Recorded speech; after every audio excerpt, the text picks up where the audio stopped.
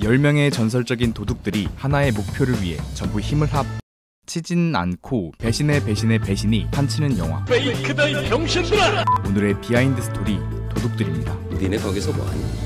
도둑질.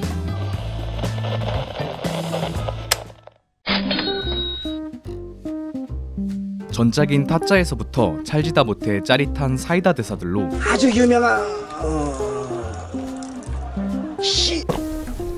씹새끼?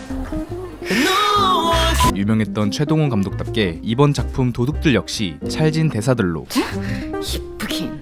내가 볼 땐 어마어마한 쌍년 같아. 가득한데요. 특히 이 어마어마한 쌍시읒 여자 대사 같은 경우는 저 어마어마한 쌍년 어떻게 여기까지. 독한 년. 전지현이 시나리오를 읽던 당시 가장 마음에 들어했던 대사였는데 막상 현장에 가니 생각보다 살리기가 어려워 애를 먹었고 결국 최동훈 감독이 어마어마한에 한번 포인트를 줘서 뱉어보면 어떻겠냐는 아이디어 덕분에 완성되었다고 합니다. 어마어마한 쌍년 같아. 찰지다. 반대로 예니콜이 호구 털어먹은 뒤 카운터로 날리는 이 대사 같은 경우는 오빠? 근데 사랑에 매뉴얼이 없잖아? 오히려 최동훈 감독이 시나리오를 쓰던 당시에는 너무 오글거리는 것 같아서 빼려고 했었는데 전지현이 너무 느낌있게 잘 살리는 바람에 영화 속에 등장할 수 있었다고 하죠. 사실 최동훈 감독의 영화는 대사와 대사 간의 호흡이 워낙 빠르고 감독이 동작과 동작 사이에 텀이 생기는 것조차 싫어하기 때문에 정확히 이 점프 타이밍에 안녕하세요 마카오바! 대사를 칠하는 등 굉장히 꼼꼼한 디렉팅으로 유명한데요. 때문에 최 감독은 배우들의 애드리브에 대해 꽤나 깐깐한 편인데 예외적으로 하이 완전 사랑의 일람선이구만. 나는 외국 가가지고 점점 외롭고 불쌍하고. 예니콜의 신세 한탄 대사나 다이아 찾고 추는 기쁨의 파워 댄스는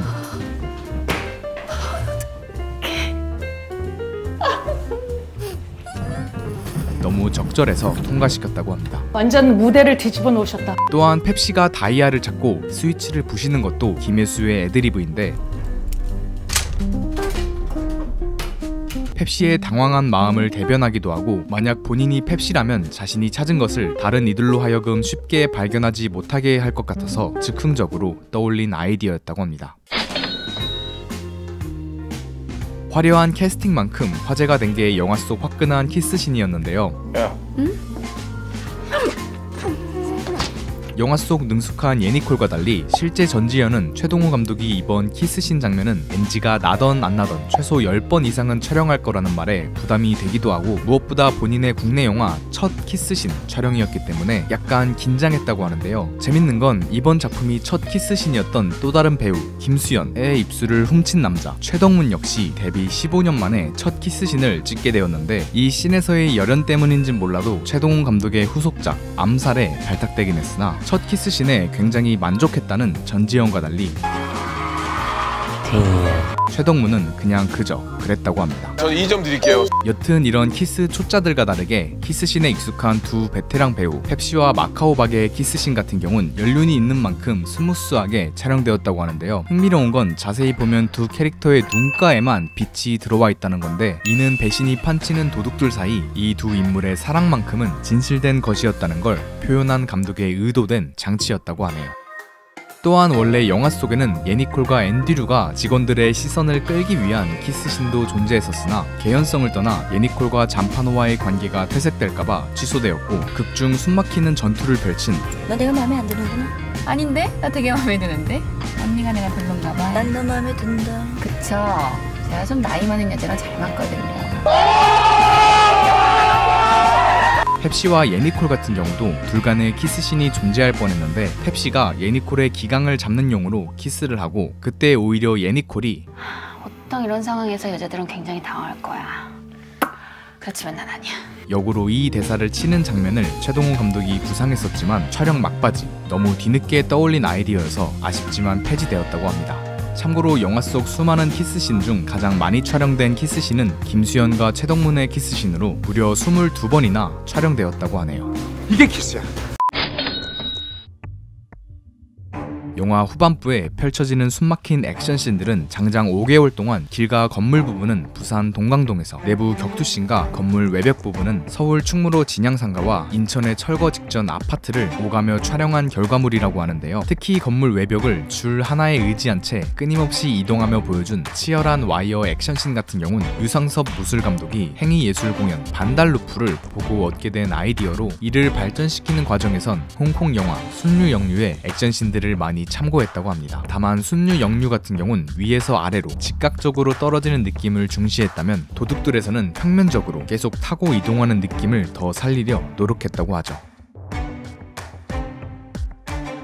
김윤석 역시 불혹의 나이에 온몸에 피멍이 들 정도로 고생하며 액션씬을 소화했는데 힘들고 고됐지만 전우치에서 이미 와이어 액션 경험이 있기도 하고 황해에서의 소뼈 액션씬과 달리 테크닉을 요구하는 액션씬이어서 재밌는 경험이었다고 하는데요. 영화 속 또 다른 줄타기 선수, 너 줄타는 애구나. 조심해요. 치마가 짧아요. 예니콜 같은 경우는 정말 극소수의 장면을 제외하면 대역 없이 전부 본인이 직접 액션씬을 소화했다고 하는데 촬영 내내 힘든 티 하나 내지 않던 전지현이었지만 딱 하나 영화 초반부 활강씬에서만큼은 정말 술이라도 한잔하고 뛰어내리면 안 되겠냐고 할 정도로 무서웠다고 합니다. 참고로 예니콜이 이렇게 줄타기 할 때마다 입고 있었던 도둑 의상 같은 경우는 영화 리얼 맥코이의 킴 베이싱어에 대한 오마주라고 합니다. 영화 속 주 무대가 홍콩과 마카오인 만큼 제작진들은 홍콩에선 우리나라에서 볼 수 없는 이국적인 질감과 색감들을, 마카오에선 화려하고 원색적인 컬러들을 담기 위해 노력했다고 하는데요. 특히 마카오는 아름다운 야경으로 유명한데 때문에 원래는 이를 헬기 촬영으로 담으려 했었지만 마카오에선 야간 헬기 촬영이 안 된다고 해서 건물들을 전부 따로 촬영한 뒤 후에 CG로 합쳐냈다고 합니다.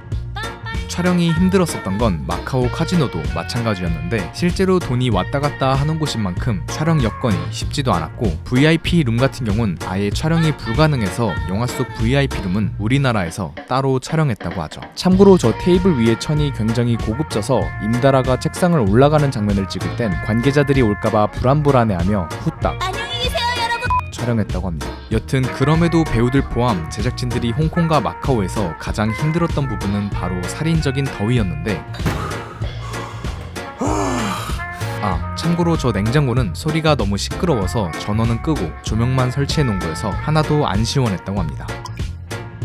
여하튼 이런 숨도 못 쉴 정도의 더위 때문에 여배우들의 눈화장이 시도 때도 없이 녹아 수차례 팬더 눈이 되기도 하고 이정재 역시 코수염이 떨어질까봐 편하게 웃지도 못했다고 하는데요. 그래도 김윤석에 비하면 약과인 게 수염을 왜 붙이고 다니냐, 더운데. 김윤석은 무려 2시간에 걸친 두터운 할아버지 분장을 뒤집어 쓴 채 촬영에 임했기 때문에 늘 저 분장 속은 땀으로 범벅되어 있었다고 하는데요. 그래서인지 이 대사는 대본에 없던 김윤석의 진심 섞인 애드리브였다고 합니다. 사실 영화가 홍콩과 마카오를 배경으로 하고 있는 이유는 영화 속에 등장한 성바울 성당이 다름 아닌 도둑들의 첫 아이디어가 시작된 곳이기 때문인데요. 당시 여행 중이었던 최동훈 감독은 홍콩과 마카오라는 도시적 분위기에 매료되어 만약 이곳에서 절도 사건이 일어난다면 어떻게 될까? 라는 궁금증이 들었다고 합니다. K-POP 무비라는 장르로 할리우드적이지만 또 동시에 한국적인, 홍콩과 마카오란 배경으로 이국적이지만 또 이질적이진 않은 개성 넘치는 캐릭터와 신선한 액션씬들, 오늘의 비하인드 스토리 도둑들이었습니다. 최동훈 감독은 예니콜과 잔파노, 펩시와 마카오박, 그리고 씹던 껌과 첸을 통해 각각 30대, 40대, 50대의 사랑을 표현하고 싶었다고 합니다.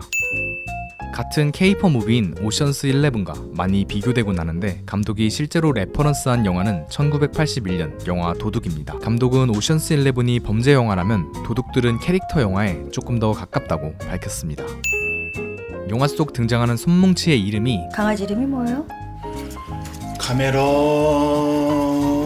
카메론인 이유는 최동훈 감독의 전작 전우치가 제임스 카메론 감독의 아바타에게 흥행에 완전히 밀리는 바람에 겪었던 마음고생에 대한 나름대로의 소심한 복수였다고 합니다. 구라 잘못 가면 카메론은 강아지가 아니라 개새끼가 돼요.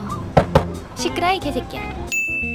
도둑들 3인방이 갑자기 우비를 뒤집어 쓰고 귀요미로 변신했던 이유는 실제로 열 영상 카메라를 피하는 방법이 저렇게 은색 옷을 뒤집어 쓰는 것이기 때문이라고 합니다. 참고로 김혜수는 달리기를 잘 못하는데 이 장면에서만큼은 정말 열심히 달렸다고 하네요. 펩시와 예니콜의 첫 만남에선 서부극 총잡이 음악이 흘러나오는데 감독은 관객들이 두 여자 중 어떤 여자가 더 나쁜 여자일까 라는 궁금증을 이끌어내고 싶었다고 합니다. 참고로 펩시가 교도소에서 4년간 살아왔다는 걸 보여주려고 부스스한 머리에 선글라스를 끼웠는데 덕분에 촬영장에선 전인권이라는 별명이 붙여졌다고 합니다. 예니콜이 물에 빠지는 장면은 총 4번 촬영했다고 합니다. 빠지고 말리고를 반복했다고 하죠. 참고로 많은 수영장 중 이곳을 택한 이유는 이렇게 통유리로 되어 있어서 굳이 수중 촬영할 필요 없이 편하게 촬영할 수 있었기 때문이라고 합니다.